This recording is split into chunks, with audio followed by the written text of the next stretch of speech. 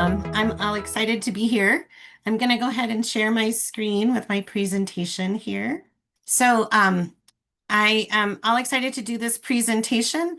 Um, and let's get started. So the agenda is we're going to just to get us all on the same page is kind of define UDL, though I know most of you understand Universal Design for Learning. I might see it a little differently than some of you, so I always kind of like to start there. Then we're going to talk about accessibility accommodations in UDL, like how do they all kind of really interact, and why do we think UDL is so important. And then we're going to play with UDL. We're going to practice it. We're going to play with it a little bit, and then questions. And then if we still have time, we can go a little bit deeper with some food for thought. So Universal Design for Learning was really first done in architecture. So a lot of us know like the ramps, automatic doors, all of those things help people with disabilities. But what we really realize is all people benefit from universal design, from doing these types of things within architecture. So the curbs, the ramps, yes, help people who were in a wheelchair or helped people who used crutches to walk, but it also helped people who were using a stroller or who had trouble stepping down off of a curb but didn't consider themselves to have a disability. Though all of those people benefit.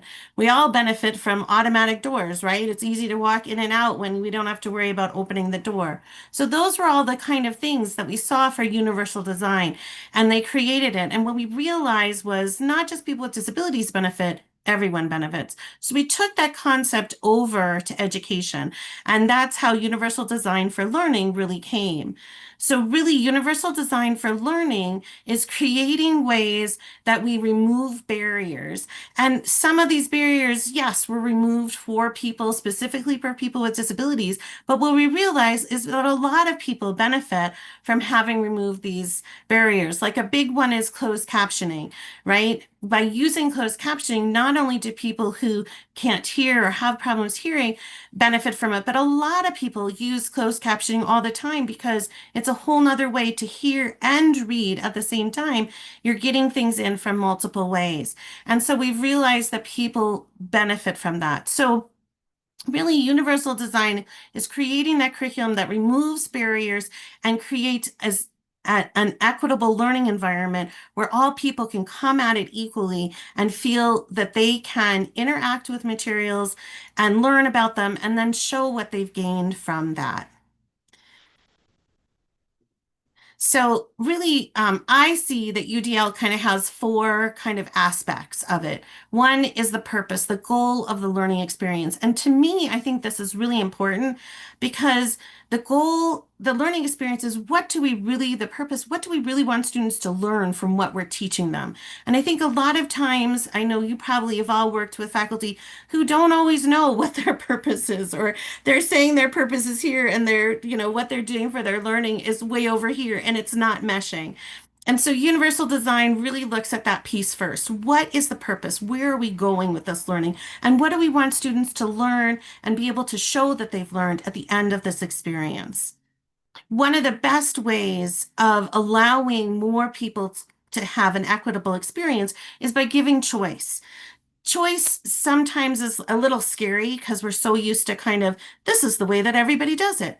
But by giving choice and allowing students to interact with knowledge or demonstrate knowledge in different ways opens up a lot more learning and opens up a lot more space for lots of different learners and lots of different people with different experiences coming in. Along with that is flexibility, giving students kind of a choice of how they might show or using different ways to demonstrate knowledge really helps with that. And of course, the biggest thing is removing barriers. And so are we removing barriers, looking for those obstacles? Where can students with disabilities or really any student hit a barrier? And how can we remove those barriers using choice and flexibility or any other learning method to remove those barriers? So that's kind of the basics of UDL. And when I plan for UDL, I kind of think of it in three different areas. First is the presentation or the sharing of that knowledge or material. So how am I presenting this information for the student? How is the student looking at this information or gaining this knowledge? Then that middle piece of how do they explore? How do they play with knowledge? How do they connect it to prior knowledge? How do they play with it enough that it becomes long-term knowledge? All of those, all of those kinds of things. And then the third one is how do we assess or document what was learned by the students? So thinking also about those three things with the flexibility, choice, and barriers, along with that purpose, is really how I use UDL when I'm planning or interacting with that. Does anybody have questions so far about that? I, for some reason, I have lost my chat, so I can't see if there's any questions in the chat. Tom, is there any questions in the chat? Not yet. Not yet. Okay, great. Okay, I'll put that back over there. So, sorry. So here, here's an example of a UDL assignment.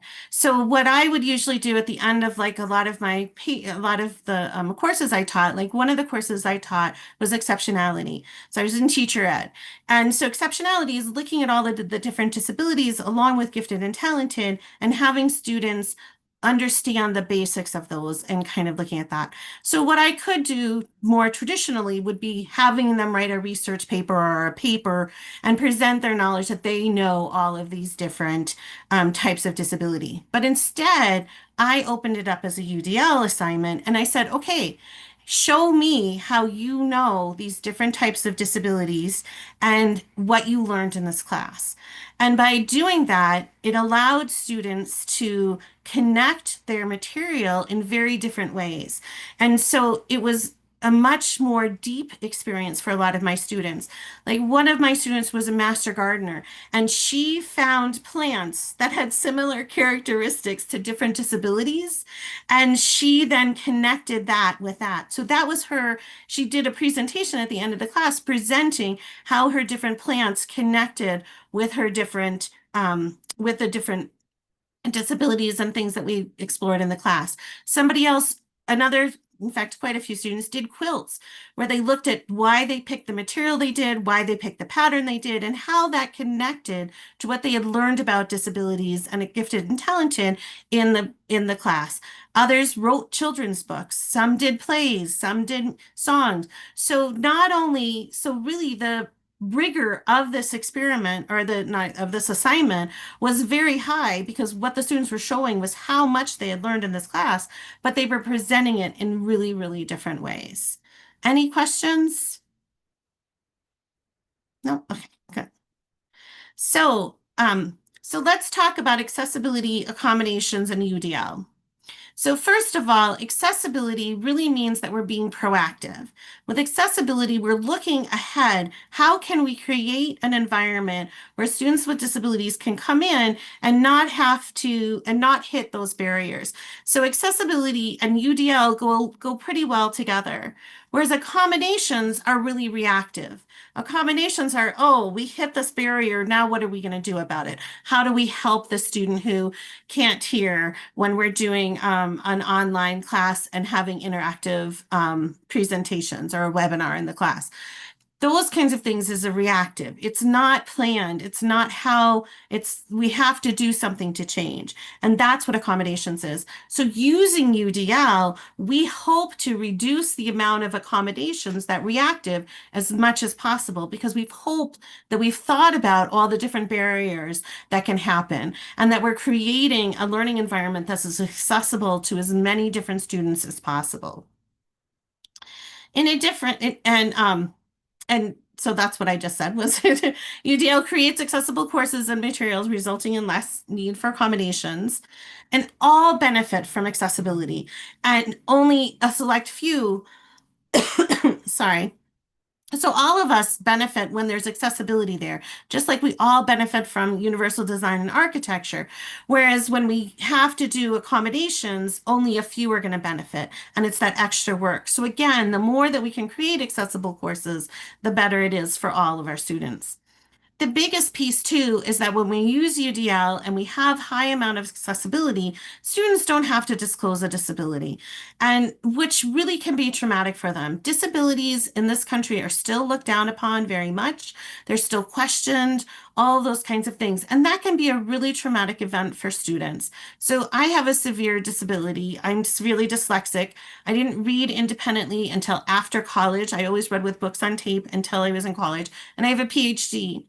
But I still run into people that once they hear that I have a disability will treat me differently than they will treat me if they don't think I have a disability.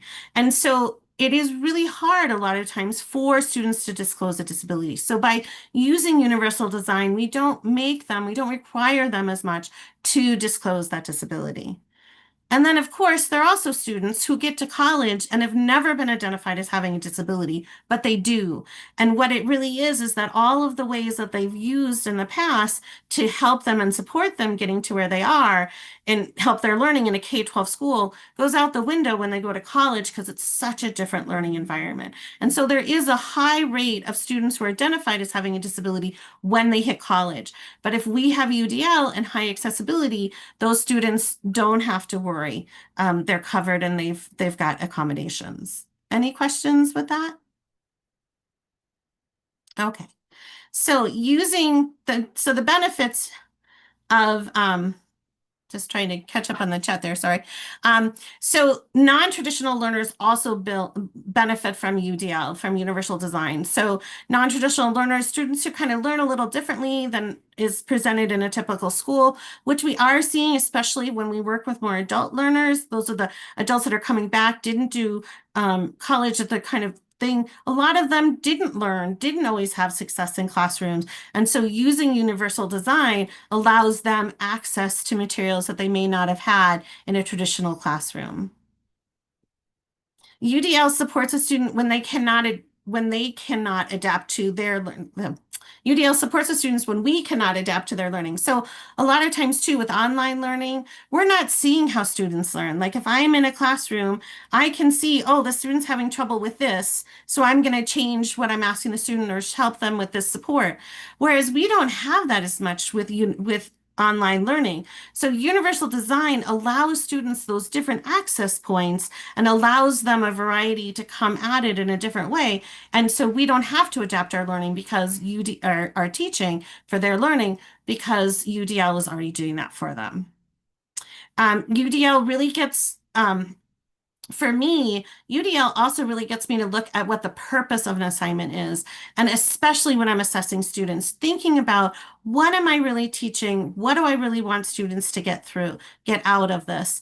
And to me, it really has me look at how I'm evaluating a student and really looking at what am I teaching? I don't teach writing courses, so I shouldn't be worried that much about students writing. That could be, I definitely point out when students are way off on run-on sentences and things like that.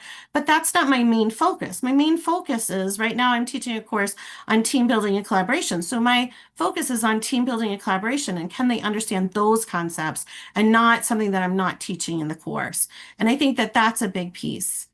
And also, I'm much more with that purpose in mind and with the kind of understanding of universal design for learning, I'm much more likely to look at what a student is presenting, even if it's not presented well, to see if they understand the concepts of what I'm teaching or understand the materials that I'm doing. And so it really gets me to look at my whole experience and what students are showing me that they understand, much more than very traditional ways of learning or very traditional ways of expressing learning. Questions? Nope. Okay. So let's go ahead and practice a little bit with this. So let's kind of take it out of the academic realm for just a little bit and be a little silly. Let's talk about making a peanut butter and jelly sandwich. So here is this is the base, and I know that Tom also has a copy of this sheet for you too. In fact, he just put it in the chat. So I use this matrix when I'm kind of planning out for universal design, where it's got the choice, the flexibility, and the barriers on one, and then it has the presentation, the exploring, and the practice, and that assessment. So I kind of take each piece at a time. So how can I give choice for presentation? So this is kind of a question for you. So in teaching someone to make a peanut butter and jelly sandwich, how could I give them choice in presenting knowledge to them? What do you guys think? Go ahead and put your answers in the chat. Or am I totally overwhelming and you have no idea what I'm asking you? So how can you give choice to presentation? So a video versus a text option. Yeah, great. Watching a live demo and or watching a video, reading the steps. Yeah, those are all different choices. A visual display. Yeah, and thinking about all the different ways that we could present that. Yeah. And so how then might we give flexibility in that presentations? An infographic, an artist method use such as a drawing, right?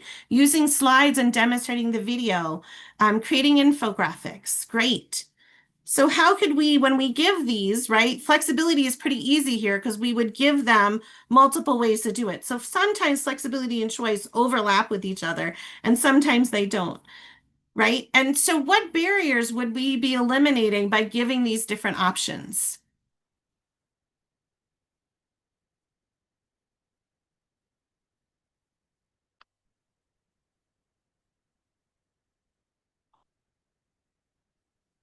So if I gave the option of the artist's method, such as the drawing, what barrier might that eliminate for a student? So fear of writing, great. Having to take notes, reading and writing challenges, dyslexia, slower processing speed when you can rewind and rewatch again. These are great. Yeah. Your reading levels. The other piece too, when you're having demonstrations and not expecting the person to be doing it, you're also someone who has trouble with their hands, doesn't have the physical disability. Great. Yes. Yeah. Visual and hearing impaired may benefit from the various options. Yeah. So this is kind of how we do it. So processing impairments, definitely. What about choice with exploring and practice? So we've shown the student this is how you make a peanut butter and jelly sandwich. Now, how do we give them choice and or flexibility in exploring and practicing that?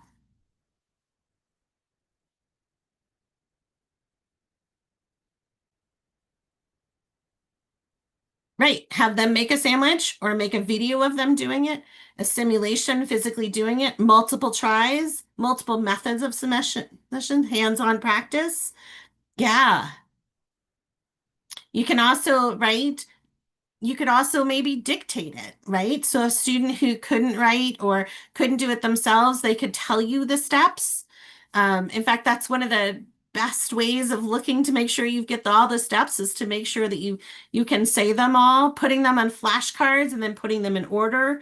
Great. Offer flexibility of deadlines. Mm-hmm. And the flexibility of deadlines might go better with like the assessment piece than the playing, kind of getting to know that. Right. You definitely would have to be careful of peanut allergies, right? So that would definitely be, if we had someone with a peanut butter allergy, we're going to be looking at much more videos and descriptions and those kinds of things, maybe even playing with a different butter than peanut butter to as an accommodation, right? Um, all of those kinds of things, right? And then right. And then Brenda, you're almost getting to that assessment piece, right? Allowing them to select 6 different ways to demonstrate their skill or speaking to an instructor about the approval of alternative. Yeah. So that's you guys are already going into the assessment piece of how do we know that the student can make, yeah, allowing other materials besides peanut butter and jelly. How do we know that they can be able to do that by giving them options of, okay, you can tell me how to do it, or you can do a video of it at home where because you want to use peanut butter and this person can't be near peanut butter, so you're going to do the video at home and submit it. All of those kinds of things. So you guys are really playing with these concepts of universal design with the peanut butter and jelly and eliminating those barriers, giving flexibility in how giving them multiple tries, giving them flexibility and that kind of thing. Questions about this?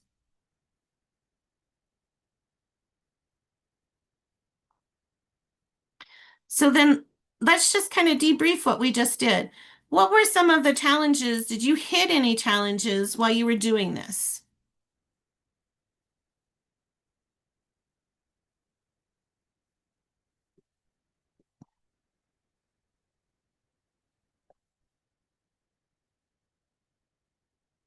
I think one of the biggest challenges, yeah, lack of imagination, thinking outside the box. Yeah. And I think that's the biggest thing when we get to universal design is doing that. It's really interesting. So my doctorate is in special education, gifted and talented education, and diversity education. And what I really realize is that a lot of ways that I can create more choice and flexibility is really looking at how gifted and talented have created all of these different ways to interact with knowledge. So we kind of have said to gifted and talented, you can you can do these things because we know you have the base knowledge, and we're going to let you do these other things. Whereas really, all of these different ways of interacting are really a great way to for students to interact who learn in different ways, creating mobiles, creating presentations instead of papers, all of those kinds of things create different challenges. So sometimes when I'm kind of stuck and I'm thinking, oh, I don't know all the different ways that I could do this, I sometimes go into talent development and gifted and talented or talent portfolios and look at all of the different ways that they suggest that students can present knowledge, students can interact with knowledge, and students can show or demonstrate their knowledge. And really, that's a great way, a great place to look at.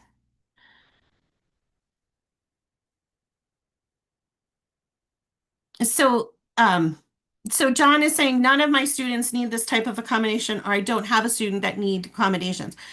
You are assuming that the student is not accommodating how they're learning, that if we open up and give students more choices and flexibility, the students usually will do better and understand the material well, because a lot of students with disabilities who may not be disclosing that they need a disability, so you don't know that they have that. Like when I did my graduate work, I didn't disclose to my faculty or to anybody that I had a disability because I knew that it would affect me, but negatively. But instead, but instead, I really worked really hard to compensate so that I could present knowledge and show papers and research that was really hard for me. Whereas if I was given more options or more different ways to present and interact with knowledge, I would have done better. So just because we don't think that there is somebody in our classroom that could benefit from UDL, that does not mean that there really isn't somebody who's in our classroom that could really benefit from UDL. And the other piece too is that even students who, like I was saying, non-traditional learners also benefit from it, or even like with closed captioning, those kinds of things, students benefit from that. Because they may get the information better by listening and writing. Or I even know now some students who will just take the transcript of some of the videos, especially if it's kind of a lecture video, and they will read it instead of listening to it because it is easier for them to do.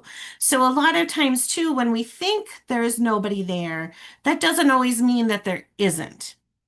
Um, and and the other piece too is that with like universal design for architecture, not every person needs to have the curb cuts or needs to have the automatic doors, but we benefit from that. It allows us to to more fully do what we're doing and how we're interacting in the environment. So I may not need for you to open the doors for me, but if I'm carrying something, boy, do I really benefit from those doors opening automatically than me having to do that. So I think that that's also the piece too of really realizing that that everybody can benefit from universal design and everyone can showcase more. And I can also tell you, like with that assignment that I was talking about that I did by opening it up and allowing students to really connect what they learned to what they already knew, they learned at a much deeper place. In fact, the course became more rigorous because they could connect it to something that they know, and they were much more likely to walk out and remember that information than if I had said traditional paper. And if they had all written traditional papers, a lot of them would have forgotten at the end. So I think that's also a huge piece of universal design is that when we allow students to interact with materials and demonstrate from a place that they can make more of a connection, they also learn the material at a much deeper place and will remember the information at a much, much deeper rate than others. Does that make sense? Other questions? So sorry, I was in my little teacher speech, so I wasn't totally looking at that. Yeah, it is situational. Like disability is definitely situational, that not all places disability is seen or used or experienced. Like walking down the street, my dyslexia doesn't affect me at all, right? But put something in front of me that I need to read or I need to write, all of a sudden, then my disability is right there. So it's very, very true. Um, yeah, and UDL is not just people with disabilities. And let me see, there's also three questions that have come in. Um, so I think so, Dylan, you were saying that you're asking how can we make sure that our assessments are tied to learning objectives, and that goes back to that purpose. You're really looking at what is the purpose or what is the goal of this and making sure that the students are really connecting with that. So if the purpose is showing me that you know how to make a peanut butter and jelly sandwich.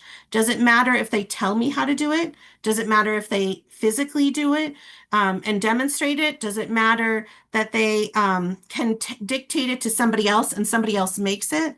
All of those ways would show me that that student, if the purpose is learning making a peanut butter and jelly sandwich, all of those ways would show me that that student understands and has the knowledge of how to make a peanut butter and jelly sandwich, even if they physically can't do it themselves or don't want to do it themselves or physically can't do it themselves because they can't be anywhere near peanut butter, right? So all of those ways would still connect with that. And I think that that is really one of the that's why going to that purpose and really understanding that purpose is really important. But I think it's really important for any assessment we're creating, right? And I think that you probably, a lot of you who are instructional design people, I am sure you've run into faculty whose purpose and what they were having the students do were like totally mismatched. And so really kind of doing that. And yeah, in a lot of ways, it is similar to the backward design learning of this is what I want. How do I get students there? And making sure that that's that. Um, and then Dylan also asked, oops.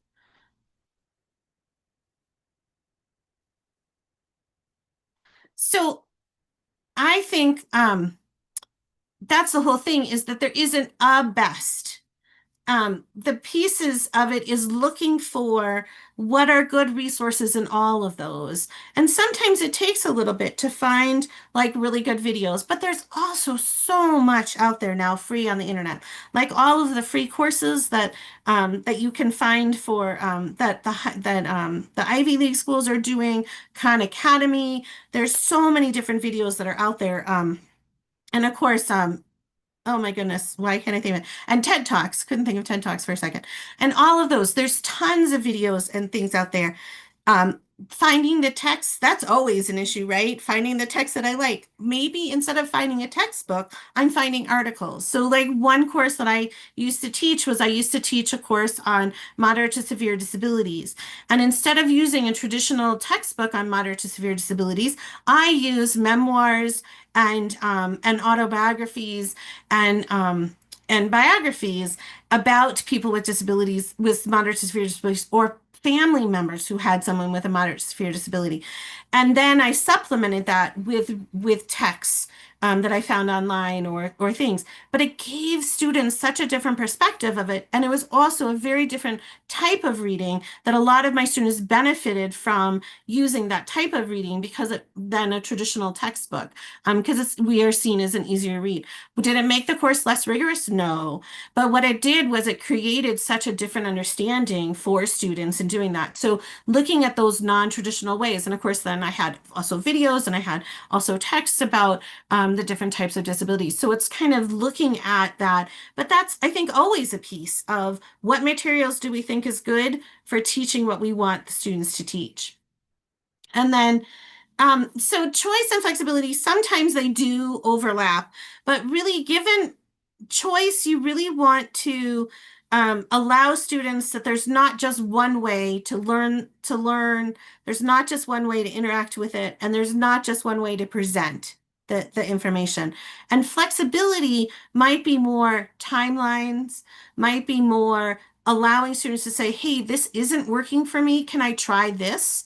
And saying, oh yeah, that sounds good because that still is going to keep rigorous, but it's going to allow you to do it that way. So allowing the flexibility is kind of allowing that kind of not just choice, but being flexible in how it plays out, that you're not expecting it to play out one way, right? When we teach, the best plans, I always tell this to my student teachers, the best planned lesson plans can totally flop. And the ones that you created 2 minutes as you walk into your classroom are just incredible, right? And so we need that flexibility sometimes in how we're working with students and giving them a little bit more of a wiggle room sometimes. And it doesn't change the rigor, but it allows them to fully interact and allows them to fully express what they know and understand. So I hope that answers that question.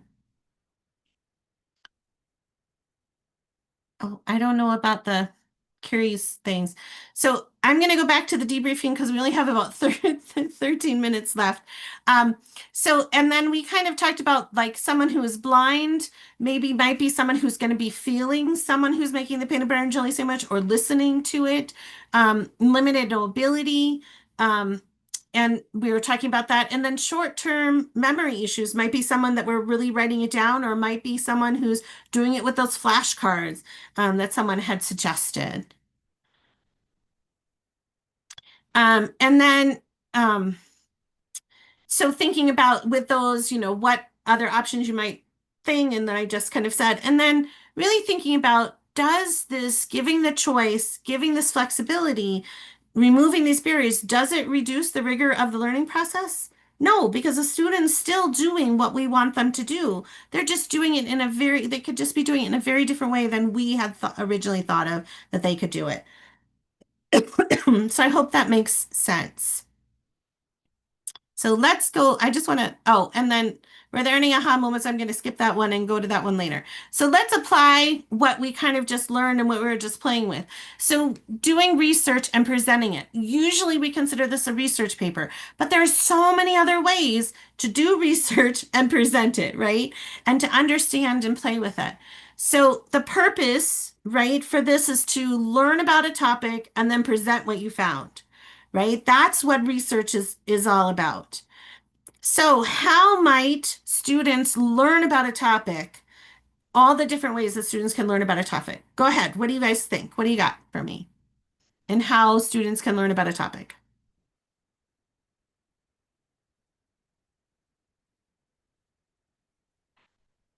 Watch something. So definitely videos or watching someone in person do something.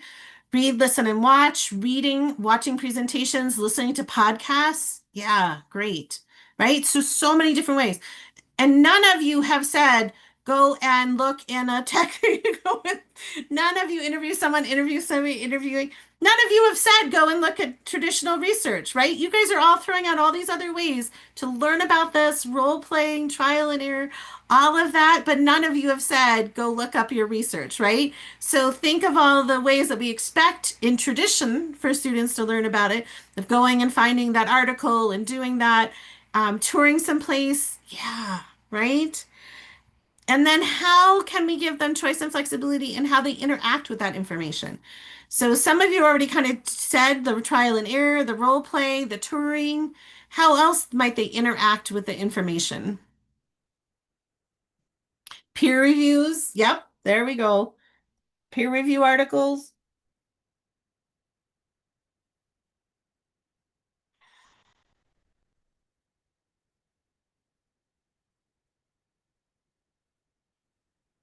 It was going and then it stopped.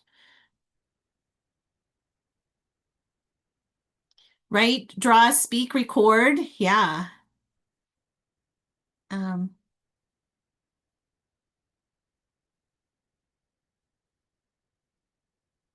oh, that's going back to the universal design. Interesting that they that you do have that as an expectation of the universal design in it. And then the last one,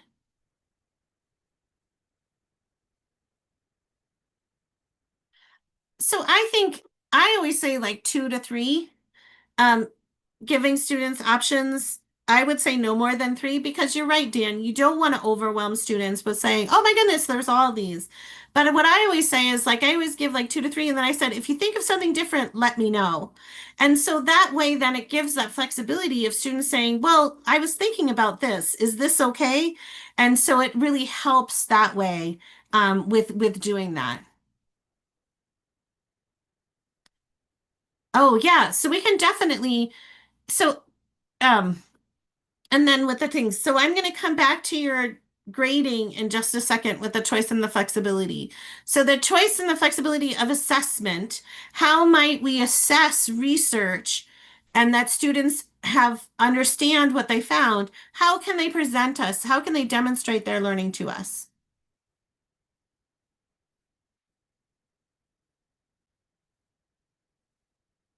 So how can students demonstrate the research that they've gotten besides? So visual presentation, great. Poster of information, great. It could, yeah, sometimes posters, discussion would definitely be an overlap. Yeah, so sometimes you can have exploration that's also assessment as long as you're seeing it as a formative assessment and not a summative kind of assessment of grading the student. So formative is kind of playing with it and still kind of seeing where the student might have problems, where a summative is usually what we're grading. I'm doing a skit, doing a podcast, doing a wiki page. Yeah, all of these ways can definitely. And a lot of these can also, if you are in an English class, right? A lot of these can bring in that writing component without doing a traditional writing paper. And a lot of times, I love the debate in the short to film. A lot of times, too, when we bring in these different pieces, these are much more likely what students will be doing on their jobs, right? Unless they're going into research, they're probably not going to be doing a lot of research papers on their jobs. And so thinking about that too, of what are the skills that we want to help our students walk away with and that kind of thing. So that's all really good. And so great. So I'm going to go. And then would any of these change or reduce the rigor of learning process? I would say no. And again, I would say it would increase it. I mean, if they had to take it to a different level of writing a play about it or writing a skit about it. I mean, presenting the information in a poster, maybe not, but prezis are also really fun. So like PowerPoints are really linear thinking. Prezis are all over the place and going around. And so some students who think really differently will think really differently there. Doing videos, all of those will keep that rigor in place. And so challenges. So I am going to go back to your question, Patty, of that creating grading criteria rubrics, which allow for flexibility and choice. So one of the hardest challenges of UDL is learning to grade in different formats. So as Tom was saying, I used to do a research course on universal design for graduate students who are educators.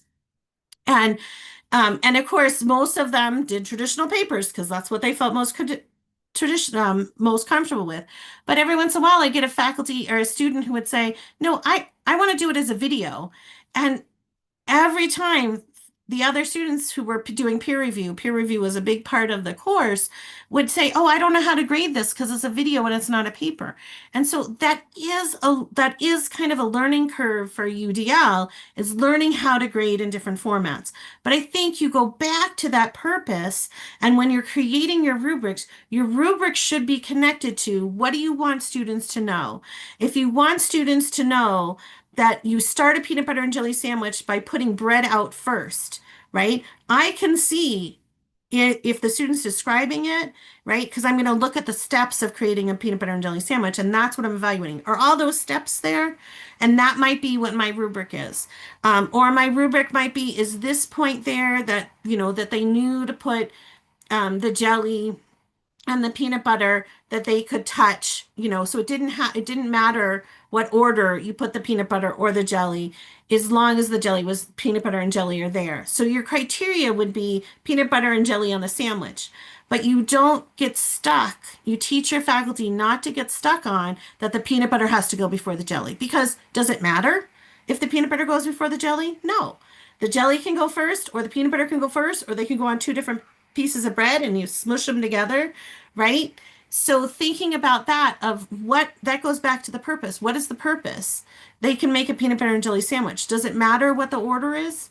I mean, you need the bread and then the things, but it doesn't matter peanut butter and jelly. Does that make sense? I hope I'm not going off too much here, but does that make sense? Yes. Okay, great.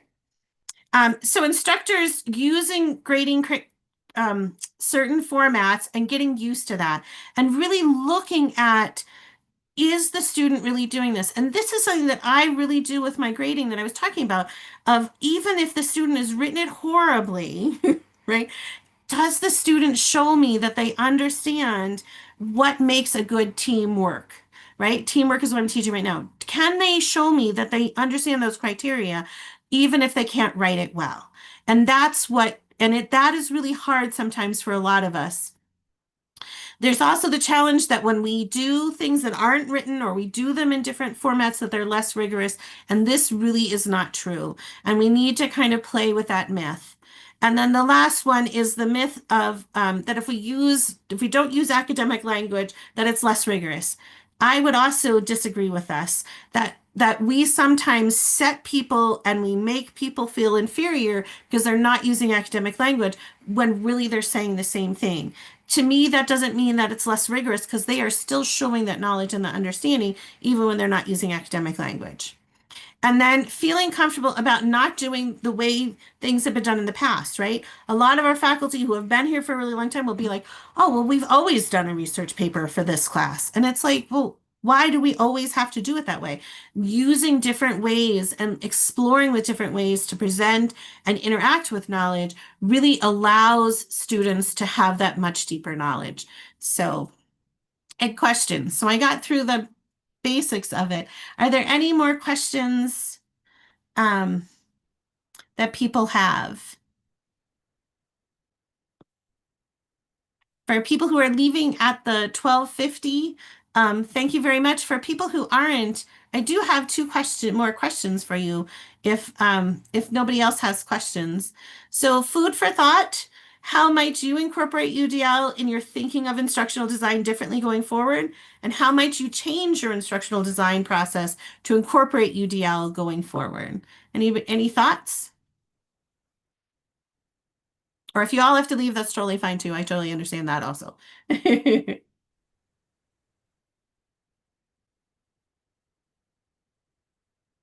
Great. I'm glad you all found it informative, or most of you. Yes. Thank you.